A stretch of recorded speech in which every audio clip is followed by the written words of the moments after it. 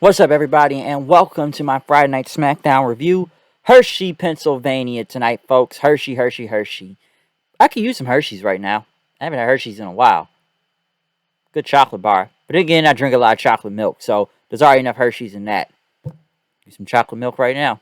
It's a lot of chocolate milk, though. Hershey's. But, yeah, other than Hershey, Pennsylvania, though, need to get some chocolate. A lot of chocolate milk. We kick it off with Michael Cole in the ring, bringing out Ronda Rousey, basically talking about, it's been 3 years since she's been in WWE ring and returning to WrestleMania. As Rousey says, she has broke both of her hands, one in her WrestleMania match, and then she broke her other hand, I guess, at some other time, and then she got pregnant, and then had her daughter, basically, saying it was time to come back and get back at WrestleMania, and talk about her mom was the first, American to win a world championship in judo while being a single mother trying, working on her PhD and stuff. But she wanted to set an example for her own daughter. That's why she came back here. Basically, as they talked about a lot of her accomplishments and stuff. She's one of 3 women to main event WrestleMania. And, talk about, yeah, she won the Rumble. She doesn't draw on accomplishments, but she wants to tap out Charlotte at WrestleMania. Charlotte came out then, basically talking about Rousey, said she's going to put her in a figure 8, and screaming for mercy. She's going to have her tap out, and she can go back home. You can start working on baby number 2 and whatnot. But as she kept talking, Sonya Deville ended up attacking from behind, chop blocking her. Flair ended up grabbing her legs too, which, slammed it onto the ring post a couple times. Deville tried to get Rousey, but Rousey ended up judo flipping her then, and she kind of started selling her legs then, trying to stand up, which now they did set up a match next week between Rousey and Deville on SmackDown, so that's going to happen. Next, Los Lotharios went against New Day. New Day coming out with an ATV, just I guess because it's Biggie's birthday next week. This is an early birthday present, I guess, from Kofi. Listen, man, both of these teams are really good. Los Lotharios, they put on some pretty good matches with New Day. But then again, this is like the third, fourth time I've seen it. And of course, the New Day goes over. No surprise about that. But I've seen this match like 3, 4 times now. So why should I care at this point? Okay? It's not a bad match. The crowd likes it. There's nothing wrong with it. It's just I've seen it too many times now. So why am I still watching this? And then they, I guess, had something in the back with Sheamus and Holland in. Let me address another thing before I continue on with this review. When it comes to SmackDown. And I could have talked about this yesterday, but let me talk a little bit about Cesaro being gone real quick, since that's right now. Cesaro, apparently he left out the company yesterday. I guess they were trying to come to a new agreement, which they didn't. I swear to God, he signed a contract like last year, but apparently that was a 1-year extension. And since they couldn't come to a new deal, he left. He is not under 90-day contract, so it could be any time right here. Even right now, he can just go to another company or show up on anybody's TV show like today, like say today, yesterday, next week most likely. But I'm sure everybody's going to guess where Cesaro is going to, and I'm sure the obvious choice is going to be AEW and stuff. Claudio Castagnoli being back, but hey, he could show up in New Japan. Personally, I would like to see him in New Japan. His style works over there, especially that hard-hitting style. Hey, New Japan Cup's almost here. They can, stick him in at the last minute if they have to. Let's make it a 49, bracket thing or whatnot. But I've always liked Cesaro, though. I like Cesaro. The guy's just crazy strong and stuff, but it's always like they kept them in the tag team, the mid card. Every time they try to give him someone to a world title push, especially last year, it just, kind of after the whole Seth feud and everything, it happened one time, Roman, and then it just stopped. And then I remember on SmackDown, I think it was again to the King of the Ring tournament or something, Seth beat him, and I knew his push was over then after that. But Cesaro has just had many gimmicks. I always thought it was going to work with him and Paul Heyman with the whole King of Swing thing, but it did not work. But he's just been in for multiple tag teams, and then he was like that, professional 007 agent entrance he came out with. The bar was really good with him and Sheamus. I like the bar, okay? But I just feel like Cesaro's had many gimmicks, and, he's been more a tag team guy, teaming from Sheamus to Jack Swagger to Tyson Kidd, which is a very underrated team, I should say, too, and stuff. But I like Cesaro, they've either tried to keep him in a tag team, and that's which they were kind of doing recently by having with Mansoor. And it did look like nothing was going on. Hell, the guy wasn't even in the fucking Royal Rumble a month ago. So Cesaro, I always feel like you need a manager at the same time too. Like I said, if I would work with Paul Heyman, but we already know why Paul was there for us. So Cesaro, I think he'll be okay. I don't know when he'll show up on a different show, but I think that is crazy that they just let him go. But they haven't really known what to do with him for a while and stuff. And every time they tried, like it was just taken away. So I don't know. I wouldn't surprise me if Cesaro showed up on AEW, but you never know when. Okay, so I just wanted to address that real quick. Sam Roberts was interviewing the Usos in the back, talking about tonight and the tag titles, which the Viking Raiders attack saying want their title shot. Next, Xia Li ended up making her debut finally, as she even talked about she's worked for this moment her entire life, even from being on NXT and stuff, and as she is the protector to go against Natalia. I know they showed Baszler, Aaliyah, Drew Gulak. I haven't seen him in a minute, and Mansoor watching from the back.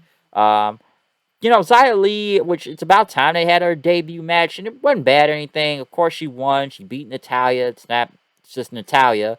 But yeah, she did like spinning a heel kick and won the match. And it was good to see. I heard the fans of chanting Hershey's Chocolate. Don't know if the fans really cared about this match, but they should have debuted Xia Li a long time ago when she came here. Like, yeah, she made her debut, but after that, what the fuck did she really do to just kind of pop in and out? Why is she now just having a match like about, what, a month or two after her debut, I think, if I'm not mistaken? So why are we now just seeing a match from her at this point? Why is this now finally the debut match? At least they made a deal about it, but still, that should have been done a couple months ago when she already just got the SmackDown. Not wait around for it.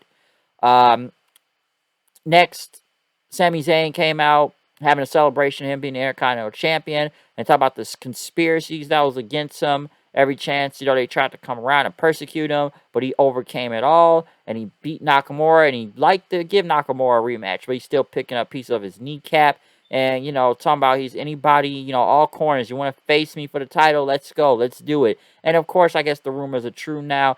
Johnny Knoxville came out then, got a good reaction. Basically, fans chanting for Johnny then. Basically, you crashed my movie premiere. I'm just returning the favor.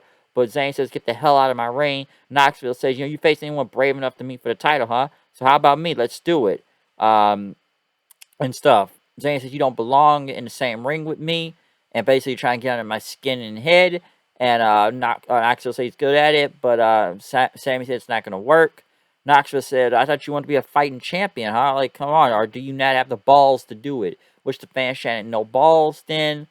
Zayn basically left and ended up attacking Knoxville from behind. Take him down. Hit him with a haluva kick, which that first one, like, he missed badly. Until he did another one then, as he picked up the belt balloons and left with his belt. I've already heard about the rumors. I don't know why this is a match at WrestleMania. I get if it was just Sammy and Knoxville themselves. But for the Intercontinental Championship, though, that's where it's kind of like, okay, why is this for the Intercontinental title now? Because I can tell, Knoxville's about to win the Intercontinental Championship now. And it's not like, people say, well, they screwed Nakamura. Nakamura was really doing nothing with the belt anyways for like several months, and they didn't have nothing for him. So, they want to do this match with Knoxville and Sammy and continue to keep this going. But like I said, I understand if it was just a match at WrestleMania, celebrity and stuff, before a title, though, I don't know about that. Ricochet was in the back, won a title shot then, and I guess that's going to be next week. Sasha Banks is back, which Sasha Banks, this is the actual time I believe Sasha was supposed to be back, because honestly, Sasha was brought back a month ago just to put some bodies in the Rumble, okay? Sasha was working hurt. I know they said she had a foot injury. That's why I was surprised to see her come back last month. I'm like, I thought she was supposed to come back a little bit near WrestleMania time and whatnot, not at the Rumble, but I guess like a foot injury, and that's why she was gone out of that match so fast. It was like, what was the point of putting her in there? But like I said, they needed bodies. But Sasha was actually back then this time. She went to get Shotzi Blackheart. Naomi was on commentary. Sasha ended up, of course, winning the match about 2 minutes. Bank statement. Shotzi, I don't even know what's going on with her. They were doing something with her, especially against Sasha, but now that's kind of stopped now. But after Sasha won, Naomi got in the ring, and I'm thinking she wanted to challenge Sasha at WrestleMania, but no, she wants them to become the tag team champions, which the crowd was kind of okay with that, and they said it coming for Carmella and Zelina, which I swear to God, I forgot they would say. I'm like my friend, like I forgot they was the champions too. You barely see them anymore right now. And then again, the only thing they talk about Carmella is just promoting her show with Corey Graves coming up next week on YouTube. That's the only thing I've really heard. And then again, my friend Isaiah put this out right. If they're the tag team champions, I thought they could show up on any show, not NXT because they got their own belts, but on Raw and SmackDown. We just only seen Zelina and Carmella show up on Raw. We have not even seen them pop up on SmackDown. And trust me, it wouldn't surprise me if Sasha and Naomi will win the tag titles anyway, because it's not like they got any other type of tag teams around and for these belts. So, might as well just give it to Sasha and Naomi. I'd rather have seen a one-on-one with them at the same time, too. Corbin and Moss are being interviewed. Corbin, I guess, still undefeated, even though you can become undefeated all of a sudden with a different gimmick now, even though you lost in the past. Basically showing that clip of Moss's head going into the mat. Corbin said that's using your head, which that is a very scary spot. So at least Moss is okay, because that looked really bad last Saturday. But, talking about Corbin's going to face Drew tonight. But I guess it ended up not happening then. It says this deserves a rematch.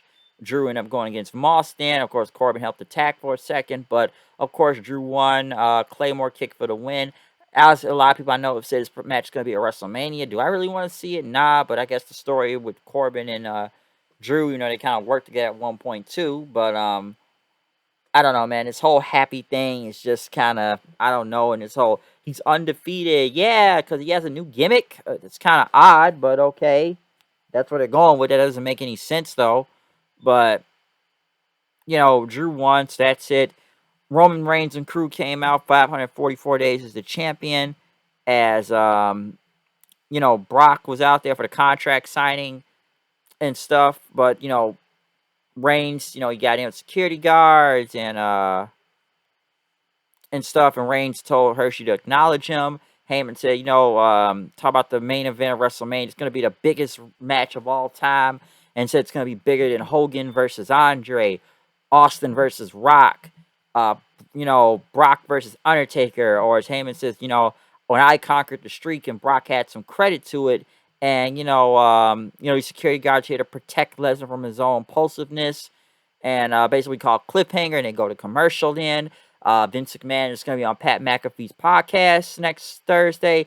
I'm going to check that out. That's interesting to see. I want to see how that goes.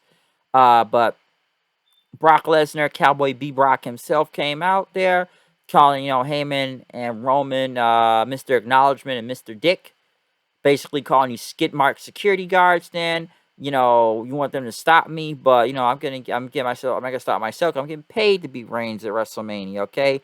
And basically say he's going to kick his ass and his ass at WrestleMania. I'm going to kick your ass. I'm going to kick his ass. You're going to kick his ass. There was a lot of ass kicking in that promo from Brock, but I'm going to kick your ass, and I'm going to kick your ass, and I'm going to kick your ass again, and kick his ass, and kick his ass, and I'm going to kick your ass all over again until I kick your ass again. That's how much I'm going to kick your ass. But Heyman says you need to worry about next Saturday when you lose the title at Madison Square Garden. Was that even going to be televised? But Heyman at the pin, gave the Reigns, signed it. Reigns then talking about, you don't get it, do you, farm boy? You understand? I run things around here, okay? Everything, okay? I run this show. Everybody work for me. Heyman and them, they work for me. Usos work for me. Everybody works for me, okay? And he's just going on about everyone. That cameraman, he worked for me. The announcers that brag right here, they work for me. This crowd, they all work for me. They acknowledge me. Everybody works for me. I am WrestleMania. WrestleMania works for me. Everybody works for Roman. It all belongs to me, okay? They work for me. It belongs to me. It's all me. Everything is me. Who do I trust? Me, huh? Fuck you, man. Okay? Scarface impression, but, yeah. Who do I trust? Me. That's what Roman, I guess, is going for. But then the security guards, they look at Lesnar and attack him. They got one of these security guards look like he's trying to put up his dukes and square off with him. You're going against a UFC fighter at the same time, but it's like he's trying to put up the fisticuffs like, put him up, put him up, put him up. Put him up. And basically Lesnar killed all these guys, and that was it, okay? And F5 the last one as Roman and him got out of Dodge. I think it's still kind of funny, though, that they're calling this and I've been told this too, them trying to hype this up as the biggest WrestleMania main event ever, and trust me, I can name 5 bigger matches that are bigger than this one coming up, okay? People say it's going to be the greatest WrestleMania match of all time, and all this stuff, and not even main event. I could just name matches out the blue that could be better than this. Listen, we've seen Reigns and Brock before, 2 times in the main event of WrestleMania, okay? This ain't nothing new. It's just a little bit different because they're in fucking God mode, ultimate mode right now, and they put all the chips on the table for a winner take all thing and stuff. But even I'm sitting like, they hyping this the biggest match of all time. I can name multiple WrestleManias with what better matches. Let's see, Rock versus Austin, WrestleMania 17, hell, 19. What else can we go? Rock versus Hogan, WrestleMania 18. Hogan versus Andre, Taker versus Shawn, WrestleMania 25 and 26. Hell, what else can we? That's 4 or 5 right there, huh? What other matches can we name on the card, huh? What other ones we got? And I'm talking about the big ones. Warrior versus Hogan, that's another one. Flair versus Michaels, that's another one. Undertaker versus Edge. I could just name matches all day from WrestleMania, either they random or if they are in the main event. I could sit there and name them all the time. I got a phone call, hold on. But yeah, I could name WrestleMania matches that were way bigger than this whole biggest main event of all time they got coming up for WrestleMania. I could do that, okay? I can name several, and I'm sure you can name a lot too, that are big WrestleMania matches. And I'm sure I'm missing a whole lot of them, but I'm just going at the top of my head of what I already know, and I can tell you, and you probably agree with me, if they are one of the biggest matches of WrestleMania. You feel me? All right then. So there's a lot you could say about that. You understand where I'm going with this. But other than that, this is my review of SmackDown tonight. Comment, subscribe, follow me on Twitter at HoodandKnight890. I will see you guys then. Like I said, from the contract signing, this is just more setup in the WrestleMania coming up. Knoxville being there, Rousey, all that stuff, okay? So, follow me on Twitter at HoodandKnight890. I already said that. So, I'm out of here. I'll see you guys then. Peace out.